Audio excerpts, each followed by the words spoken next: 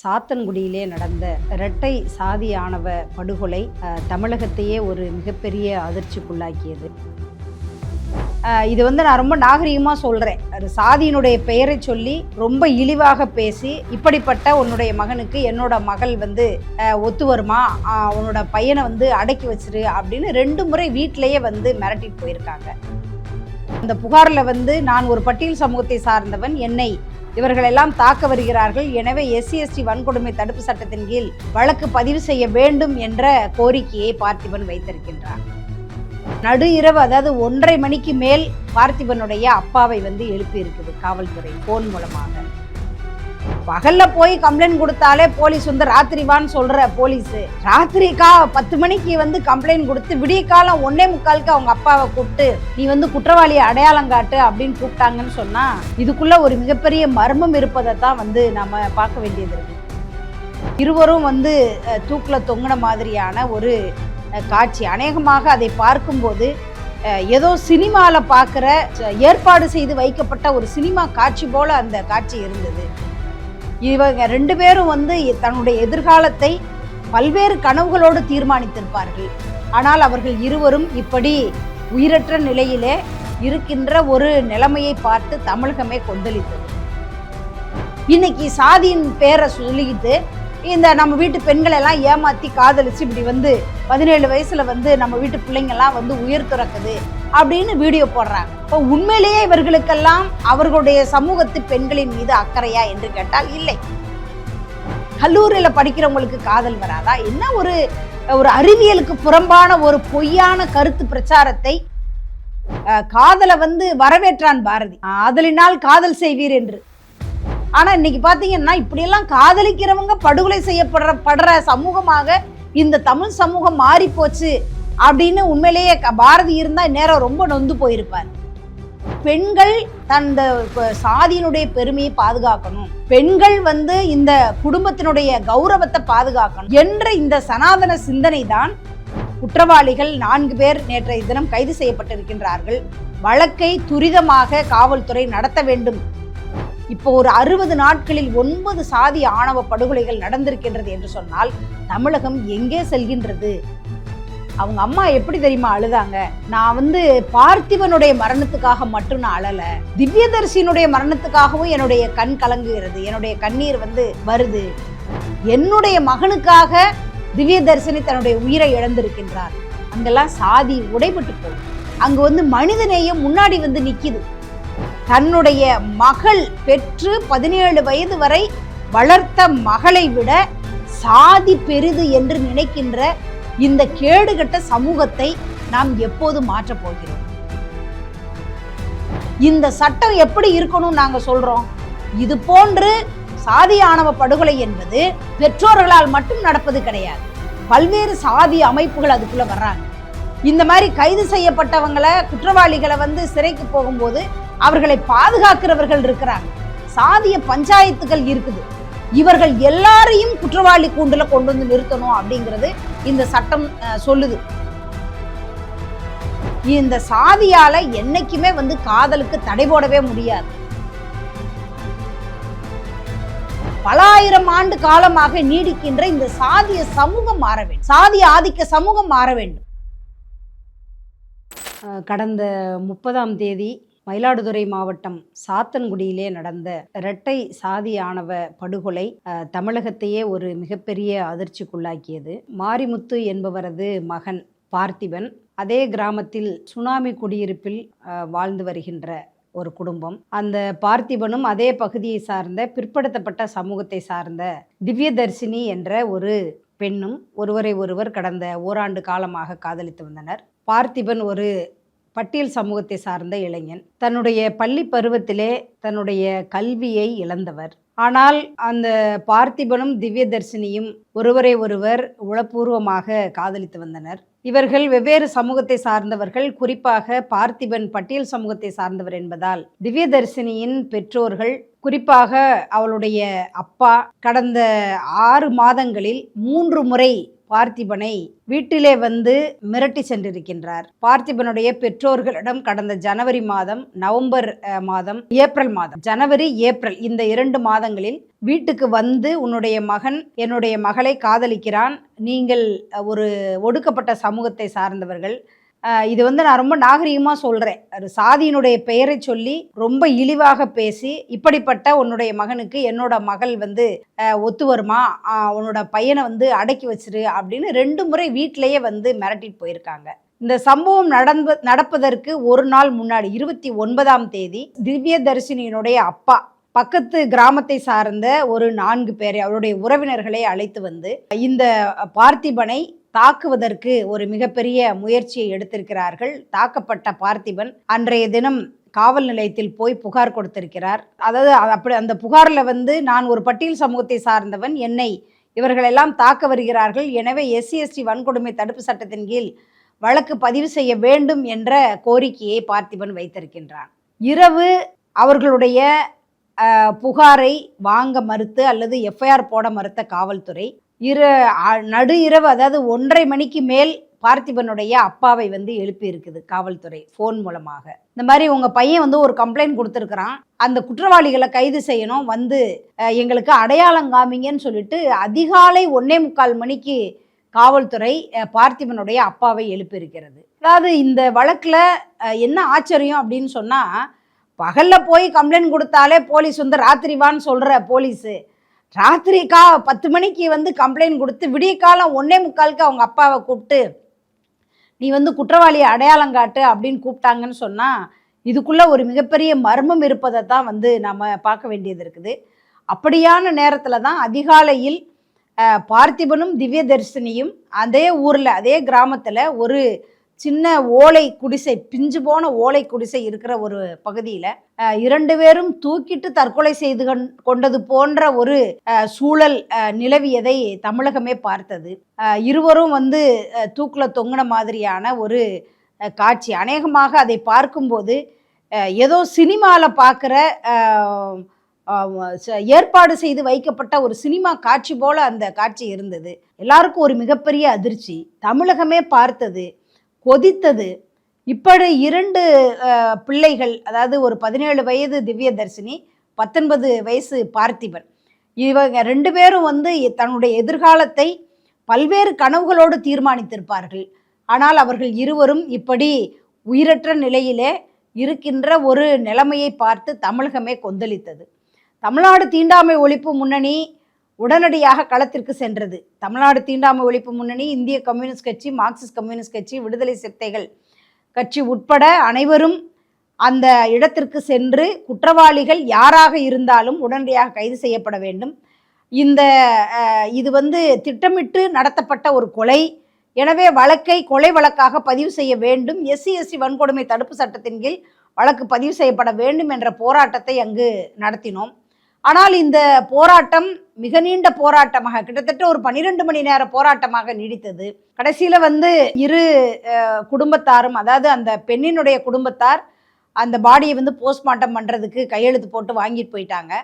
அடுத்து பையனுடைய குடும்பத்தார் நேற்று காலை கையெழுத்து போட்டு போஸ்ட்மார்ட்டம் வந்து முடிஞ்சிருக்குது. இந்த கொடூரமான சம்பவம் தமிழகத்தையே உலுக்கிய ஒரு சம்பவம். பொதுவாக பார்த்தீங்க அப்படின்னு சொன்னால் இந்த சம்பவத்தை தொடர்ந்து, அதாவது நாமெல்லாம் வந்து இப்படி 2 உயிர்கள் பழிபோனதை எண்ணி நம்ம கோபப்படுறோம், ஆத்திரப்படுறோம். ஆனால் இப்போ சிலர் வந்து பல யூடியூப் சேனல்களில் அல்லது அவர்களுடைய முகநூல் பக்கங்களில் வந்து சிலர் வந்து பேசி வீடியோக்கள் வெளியிடுறாங்க. என்ன அப்படின்னு சொன்னால், 17 வயது பெண்ணை காதலிச்சிருக்கிறான், அவன் வந்து ஒரு ஏமாற்று காதல் அப்படின்னு சிலர் வந்து வீடியோ போடுறாங்க. இன்னும் சில சாதிய அமைப்புகளை சார்ந்தவர்கள் என்ன பண்ணுறாங்கன்னு சொன்னால், சத்திரிய சொந்தங்களே, நம்முடைய வீட்டு பிள்ளைங்களெல்லாம் இப்படி தான் ஏமாற்றி அவங்க வந்து சாகடிச்சிடுறாங்க, நீங்களாம் வந்து ரொம்ப கவனமாக இருக்கணும் அப்படின்னு சிலர் வந்து வீடியோ போட்டிருக்கிறாங்க.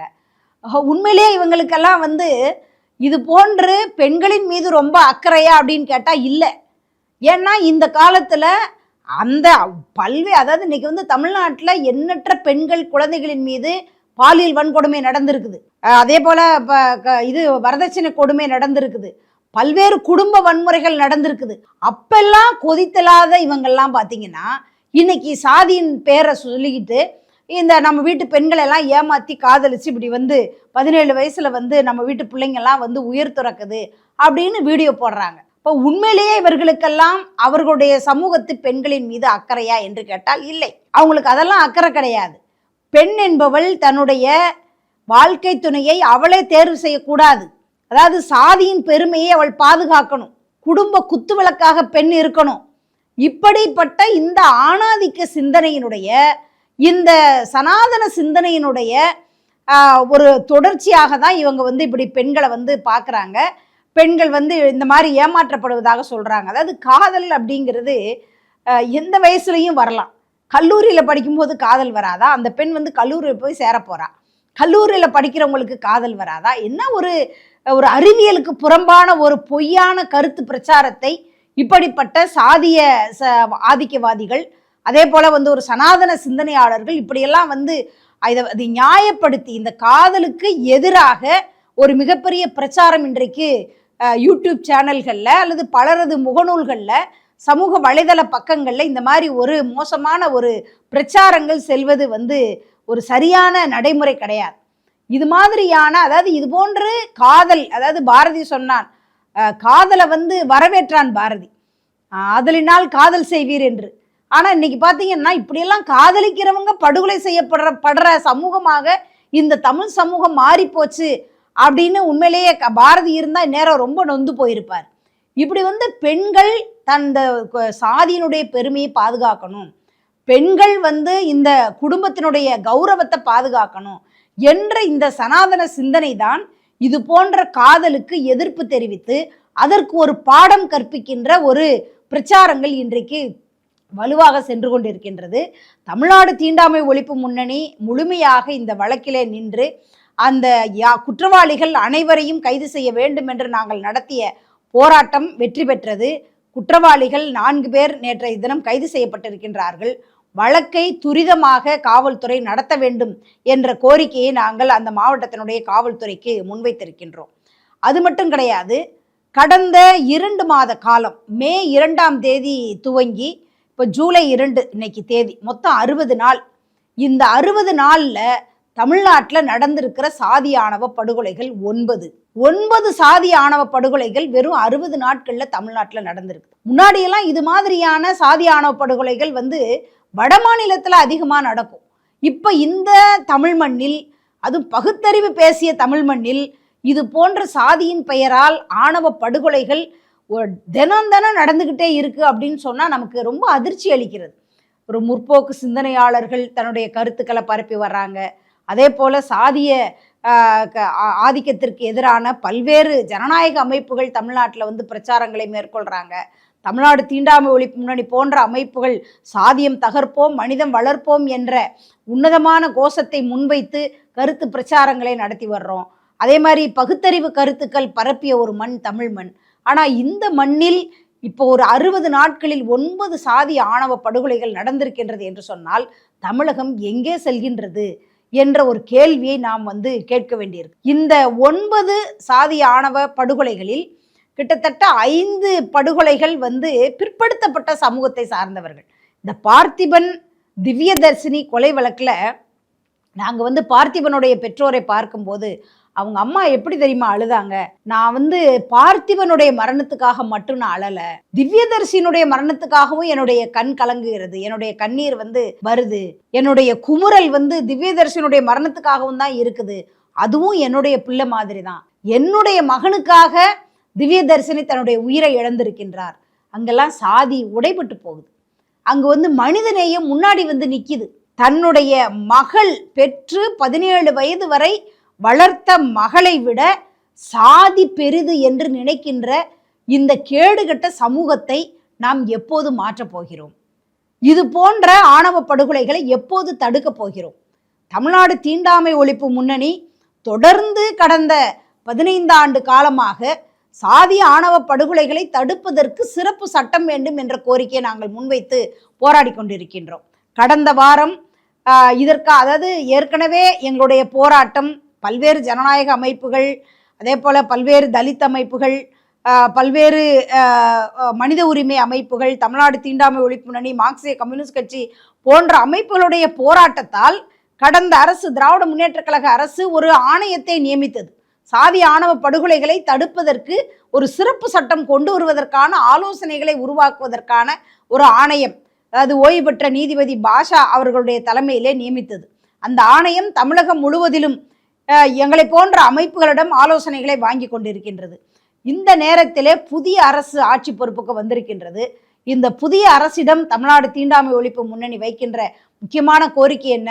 பாஷா ஆணையத்திடம் அந்த ஆலோசனைகளை வாங்கி தாமதப்படுத்தாமல் சாதி ஆணவ படுகொலைகளை தடுப்பதற்கு சிறப்பு சட்டத்தை தமிழக அரசு கொண்டு வர வேண்டும் என்ற கோரிக்கையை நாங்கள் முன்வைக்கின்றோம். அதாவது இதில் என்ன அதாவது நாங்கள் இப்போ தமிழ்நாடு தீண்டாமை ஒழிப்பு முன்னணி கூட ஒரு மாடல் ஆக்ட் ஒன்று நாங்கள் உருவாக்கி இருக்கிறோம். அந்த சட்டத்தை தமிழக அரசாங்கத்திற்கு நாங்கள் கொடுத்துருக்குறோம், சமூக நீதித்துறைக்கு கொடுத்துருக்குறோம், பாஷா ஆணையத்துக்கு கொடுத்துருக்குறோம். இந்த மாடல் ஆக்ட் என்ன சொல்லுது? அதாவது இன்னைக்கு பார்த்திபன் திவ்யதர்ஷினி படுகொலை செய்யப்பட்டிருக்கிறாங்களா, அவங்க பெற்றோர்கள் அவருடைய நெருங்கிய உறவினர்கள் மட்டும்தான் கைது செய்யப்பட்டிருக்கிறாங்க. இந்த சட்டம் எப்படி இருக்கணும்னு நாங்கள் சொல்கிறோம். இது போன்று சாதி ஆணவ படுகொலை என்பது ஒரு பெற்றோர்களால் மட்டும் நடப்பது கிடையாது. பல்வேறு சாதி அமைப்புகள் அதுக்குள்ளே வர்றாங்க. இந்த மாதிரி கைது செய்யப்பட்டவங்களை குற்றவாளிகளை சிறைக்கு போகும்போது அவர்களை பாதுகாக்கிறவர்கள் இருக்கிறாங்க, சாதிய பஞ்சாயத்துகள் இருக்குது. இவர்கள் எல்லாரையும் குற்றவாளி கூண்டுல கொண்டு வந்து நிறுத்தணும் அப்படிங்கிறது இந்த சட்டம் சொல்லுது. அதே போல சாதி மறுப்பு திருமணம் செய்து கொள்கின்றவர்களை பாதுகாக்கிறதுக்கும் இந்த சட்டம் ஒரு சரியான வழிமுறையை சொல்ல வேண்டும் என்பதை தமிழ்நாடு தீண்டாமை ஒழிப்பு முன்னணி வலியுறுத்துறோம். இது போன்று காதலிப்பவர்கள் எத்தனை பேர் ஒரு பாதுகாப்பற்ற சூழலில் அவங்க வாழ்ந்து கொண்டிருப்பாங்க, அல்லது காதலிச்சு திருமணம் பண்ணிட்டு அவங்க சொந்த மண்ணில் கூட வாழ முடியாம எங்கேயோ வெளிநாட்டில் வெளிமாநிலத்துல எல்லாம் போய் வாழ்ந்துகிட்டு இருக்காங்க. அதாவது இந்த சாதியால என்னைக்குமே காதலுக்கு தடை போடவே முடியாது. ஆனா பாத்தீங்கன்னு சொன்னா இது போன்று சாதி மறுப்பு திருமணங்கள் செய்கின்றவர்களை பாதுகாக்கின்ற பொறுப்பு இந்த அரசாங்கத்துக்கு இருக்கு இல்லையா? எனவே உடனடியாக இந்த அரசு சாதி ஆணவ படுகொலையை தடுப்பதற்கு ஒரு சிறப்பு சட்டத்தை கொண்டு வர வேண்டும் என்பதை சொல்லிக்கொள்ள விரும்புகிறோம். அதே போல பார்த்தீங்க அப்படின்னு சொன்னால் இந்த அகமண முறைதான் இந்த சாதிய சமூகத்தை பாதுகாத்து கொண்டே இருக்கின்றது என்று டாக்டர் அம்பேத்கர் குறிப்பிட்டிருக்கிறார். எனவே இந்த அகமண முறை மாற வேண்டும். இதுபோன்ற சாதி மறுப்பு திருமணங்கள் தமிழகத்திலே அதிகரிக்க வேண்டும். அது ஒரு வகையிலே இது போன்ற சாதிய ஆதிக்கத்தை மட்டுப்படுத்துவதற்கான ஒரு வழியாக இருக்கும் என்ற அடிப்படையிலே உடனடியாக தமிழக அரசு தலையீடு செய்து இது போன்ற சாதி ஆணவ படுகொலைகள் நடக்காமல் தடுப்பதற்கான சிறப்பு சட்டத்தை கொண்டு வர வேண்டும். அது மட்டுமல்ல, சட்டம் கொண்டு வந்துட்டா மட்டும் 100% சாதி ஆணவ படுகொலைகள் நின்றுமா அப்படின்னு கேட்டால் இல்லை. பல ஆயிரம் ஆண்டு காலமாக நீடிக்கின்ற இந்த சாதிய சமூகம் மாற வேண்டும், சாதி ஆதிக்க சமூகம் மாற வேண்டும். எனவே அப்படிப்பட்ட ஒரு மனமாற்றத்தை, இந்த சமூக மாற்றத்தை கொண்டு வர வேண்டிய ஒட்டுமொத்த பொறுப்பும் இந்த தமிழ் சமூகத்திற்கு இருக்கின்றது. அந்த சமூக மாற்றத்திற்காக அனைவரும் இணைந்து பயணிப்போம், சாதிய ஆணவ படுகொலைகளை தடுப்போம், உயிர்களை பாதுகாப்போம் என்பதை தெரிவித்துக் கொண்டு முடித்துக் கொள்கிறேன். நன்றி, வணக்கம்.